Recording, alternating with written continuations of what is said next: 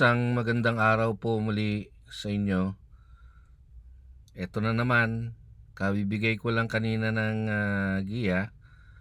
Eto na naman tayo kasi maaga nakatapos agad ako pasok ng data. Kaya ito naman pang Sabado, Disyembre 9. Manipis ang line up tapos 7 lang ang karera, pero maganda pa rin. Kaya simulan na natin sa race 1. So mauuna na naman dito yung Palawig. Kaya lang may mas mataas ang aire sa kanya dito eh. Di gaya dati, talagang nakakabandera siya. Pero siya pa rin ang bandera.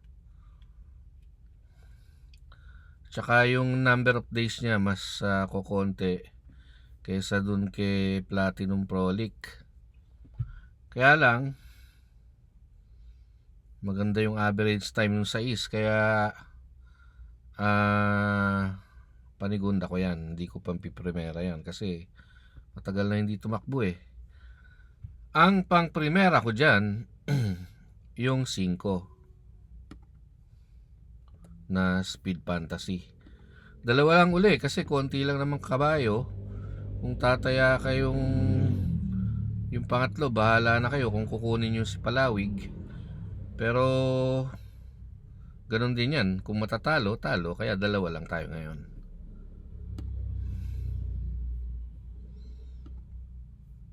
Pulido nasa harap, dalawang dos. Pero ayun makikita nyo naman mataas ang score eh. I Love Mati, maganda yung pinakita niya nung nakaraan. Kaya yan ang unang pick ko, yung I Love Mati numero 5. Tapos yung dalawang dos nasa harap pareho eh. Tapos yung Determinado, magandang laban. Yung naman Pulido, mataas din yung score. Ayoko ng solution kasi galing sa likuran eh. Kaya 2 and 2A. Yan. Race number 3, laging arranged by Running Style. Ayan, makikita nyo. Kaya madali makita. Siya lang ang F eh, front runner. Dati nung nakaraan sinubok na yan eh. Kaya tingin ko uubra na yan ngayon. Pero panigunda ko rin lang yan. Kasi kung makikita ninyo, mataas din class niya. Pero si Bisyo Magserbisyo kasi mas recent yung kanya. Yung kay Cherubim, yung best time niya na 86.8, matagal na eh. Pero yung kay Bisyo 75 days ago. Kaya yan ang pamprimera ko, yung 2.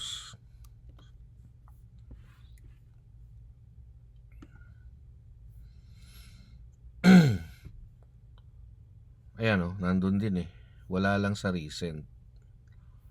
So race number 4, ang daming bandera. Race number 4. Kaya hindi ako kukuha ng bandera dyan. Yung immediate, si King Wash, yan ang pamprimera ko. Ang problema lang dyan, matagal na yata hindi tumakbo yan eh. Pero maganda grupo. Tapos ang aking panigunda, yung magandang pinakita, makikita nyo mababa score, pero pang ilan sa best time yan? Pangatlo.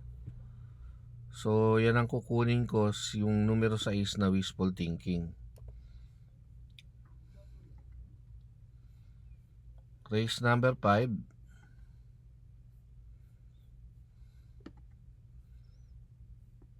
nandun si Wild Eagle, Glenn. Matatabunan na si Marquez Angel dyan, kaya hindi ko nakukunin yan. Ito pa rin ang kukunin ko, si Celebrity. Kahit natalo yan nung kinuha ko nung nakaraan, Parati akong pinatatama niyan eh. Tapos kukunin ko yung pag in-arrange natin by IRE. Yan. 88.6. Ayoko kasi nung signature whiskey nasa closer lang eh. Ito pwedeng sumunod. Kaya doon ako sa 7 bilang pangalawa ko. Race number 6. Tenacity mauna. Nandun din si Iris. Pero ang gusto ko talaga dyan, yung Catherine. Maganda yung best time niya. Pangalawa kay Walking.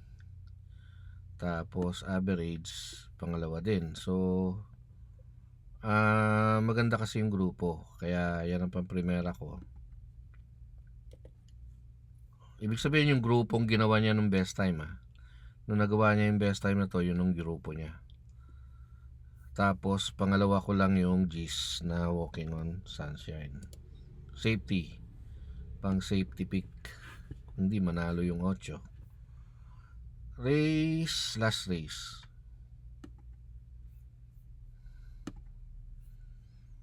Naku, mahirap na abutin ng uno dyan. Lang kasabay. Hindi naman yan kaya ni Golden Buzzer eh. Tapos syempre kukuha tayo ng tingin kong madedehado dyan, yung 6. Yan. Maganda na yan. So sana pala rin ulit tayo. Next mamaya baka magawa ko rin yung pang linggo. So good luck.